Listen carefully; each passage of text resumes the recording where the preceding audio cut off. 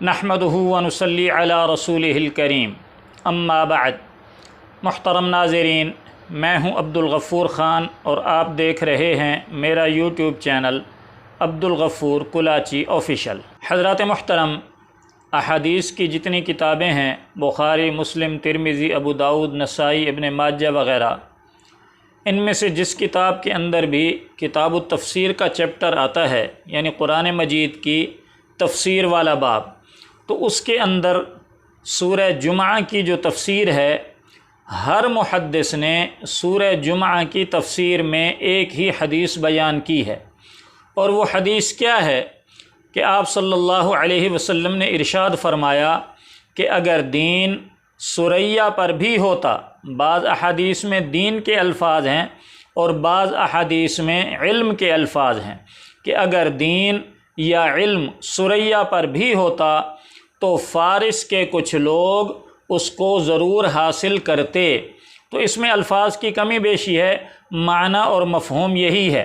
बाज़ अहादीस में ये है कि इनमें से कुछ लोग वो इल्म ज़रूर हासिल करते। दरअसल ये हदीस जब आप सल्लल्लाहु अलैहि वसल्लम बयान फरमा रहे थे तो हज़रत सलमान फ़ारसी रज़ी अल्लाह ताला अन्हो मौजूद थे, और हज़रत सलमान फ़ारसी रज़ी अल्लाह ताला अन्हो फ़ारिस के रहने वाले थे। तो गोया हज़रत सलमान फ़ारसी रज़ी अल्लाह ताला अन्हो की फ़जीलत में ये हदीस है। आप सल्लल्लाहु अलैहि वसल्लम ने इरशाद फरमाया कि अगर दीन या दीन का इल्म सुरैया पर भी होता तो इस कबीले वाले यानी फ़ारिस के लोग उसको ज़रूर हासिल कर लेते। तो इस हदीस मुबारका का असल मिस्दाक़, अव्वल मिस्दाक़ तो हज़रत सलमान फ़ारसी रज़ी अल्लाह ताला अन्हो ही हैं। और फिर हज़रत सलमान फ़ारसी रज़ी अल्लाह ताला अन्हो के बाद जो आलिम, जो फ़क़ीह, जो मुहद्दिस, जो मुजतहिद भी फ़ारिस का रहने वाला होगा, वो भी इस हदीस की फ़जीलत का हासिल करने वाला होगा। फ़ारिस का रहने वाला, और फ़ारिस से मुराद उस वक्त का फ़ारिस है, आज का ईरान नहीं है। इसलिए कि उस वक्त फ़ारिस के अंदर इराक़ भी शामिल था, ईरान भी शामिल था, और अफ़ग़ानिस्तान का कुछ इलाका भी शामिल था। तो गोया फ़ारिस एक वसी और अरीज़ इलाका था, फिर तो बाद में छोटे छोटे मुल्क हो गए। तो फ़ारिस का लफ्ज़ हदीस के अंदर जहाँ आएगा तो उसके अंदर ईरान, इराक़ दोनों शामिल होंगे।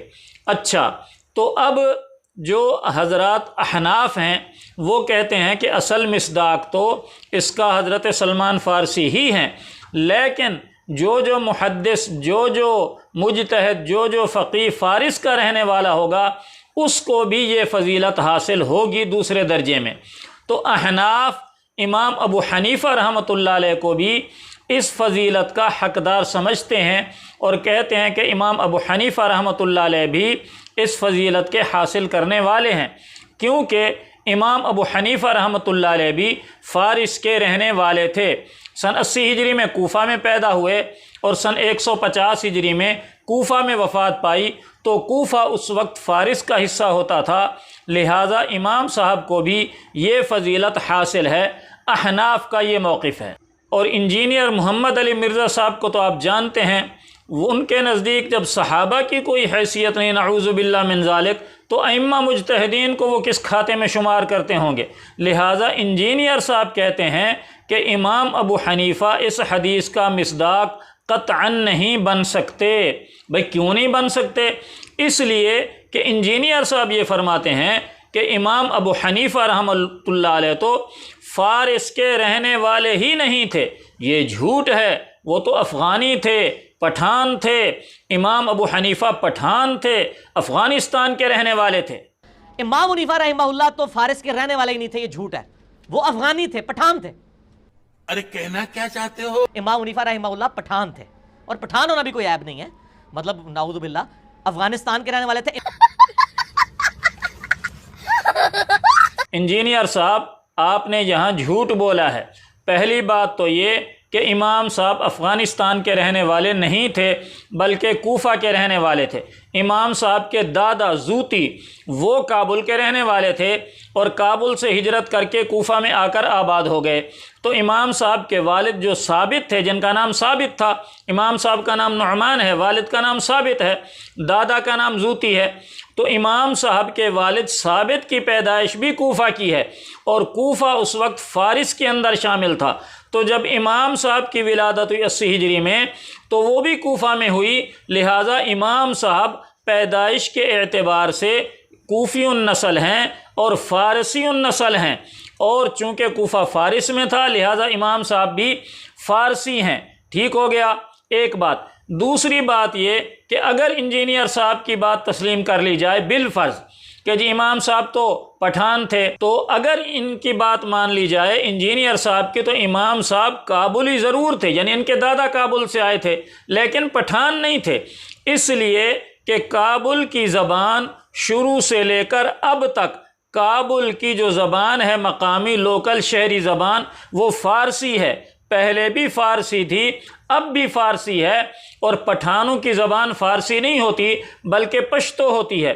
لہٰذا امام صاحب کو انجینئر صاحب کے بقول اگر کابل کا بھی مان لیا جائے تب بھی امام صاحب فارسی النسل ثابت ہوتے ہیں، اور ویسے تو امام صاحب کوفہ کے رہنے والے تھے، کوفہ میں ولادت ہے، کوفہ میں وفات ہے، لہٰذا انجینئر صاحب جھوٹ بول رہے ہیں۔ امام صاحب نہ تو پٹھان تھے نہ ہی افغانی تھے بلکہ فارسی النسل کوفہ کے رہنے والے تھے۔ اچھا آگے چلیں، پھر انجینئر صاحب امام صاحب کی نفرت میں اور امام صاحب کے بغض میں دوسرے محدثین کو بھی رگڑا پھیر گئے، کہتے ہیں کہ امام ابو داؤد اور امام ترمذی یہ دونوں بھی افغانستان کے تھے۔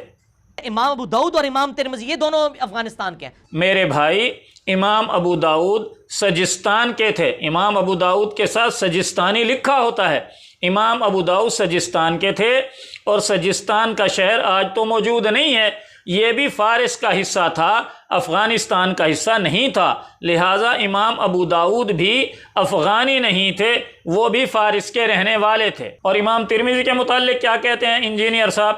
کہتے ہیں جی امام ابو داؤد اور امام ترمذی یہ دونوں بھی افغانستان کے ہیں، ترمذ آج بھی افغانستان کا شہر ہے۔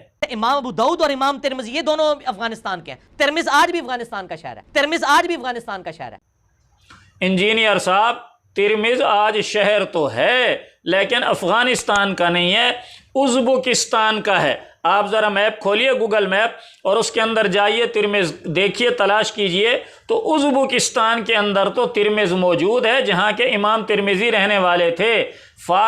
پٹھان نہیں تھے امام ترمذی اور افغانستان کے نہیں تھے، اور نہ ہی ترمذ آج افغانستان کے اندر موجود ہے، یہ بھی آپ کی جغرافیہ سے لا علمی ہے۔ اچھا انجینئر صاحب کہتے ہیں کہ جی اصل مصداق تو حضرت سلمان فارسی ہے اس حدیث کا، اور اگر کسی کو آپ نے اس کا مصداق بنانا ہی ہے تو پھر امام مسلم کو بنائیے۔ یہ ہیں امام مسلم، قشیریہ آج بھی ایران کا شہر ہے، آپ گوگل پر سرچ کر لیں۔ یہ امام مسلم، صحیح مسلم ان کی موجود ہے۔ امام مسلم کا پورا نام کیا ہے؟ امام ابو الحسین مسلم بن حجاج القشیری، المتوفا 261 ہجری۔ قشیریہ آج بھی ایران کا شہر ہے، آپ گوگل پہ سرچ کریں، قشیریہ آج بھی ایران کا شہر ہے، آپ گوگل پہ سرچ کریں۔ Oh my God! Wow! تو انجینئر صاحب امام مسلم کو قشیریہ شہر کا رہنے والا بتا رہے ہیں، اور کہتے ہیں کہ قشیریہ فارس کا شہر تھا، آج بھی ایران میں موجود ہے۔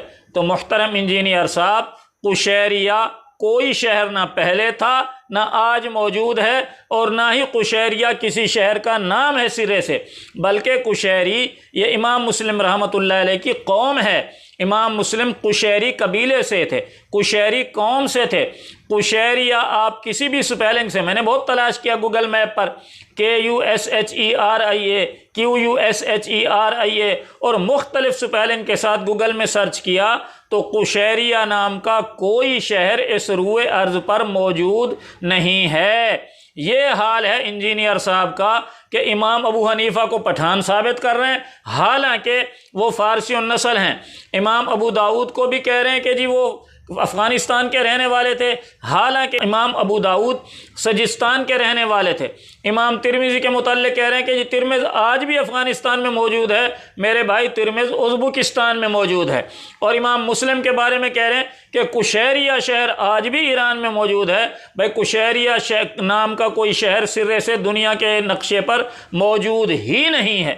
حیرت ہے کہ ایسا بے وقوف آدمی، ایسا جاہل آدمی جس کو نہ افغانستان کا پتہ ہے، نہ ترمذ کا پتہ ہے، نہ فارس کا پتہ ہے، نہ قشیریہ کا پتہ ہے، اور وہ اپنے آپ کو فن خواں سمجھ رہا ہے کہ میں ہی سب سے بڑا اس وقت سکالر ہوں اور میں ہی سب سے بڑا قرآن حدیث کا سمجھنے والا ہوں۔ حیرت بالائے حیرت انجینئر صاحب کے اسٹوڈنٹس اور فالوورز پر ہے، جو اس بندے کو بہت بڑا ماہر حدیث سمجھتے ہیں اور بہت بڑا اسکالر سمجھتے ہیں۔ اللہ تعالیٰ سے دعا ہے اللہ تعالیٰ ہمیں صراط مستقیم کی ہدایت نصیب فرمائے۔ وما علی الا البلاغ۔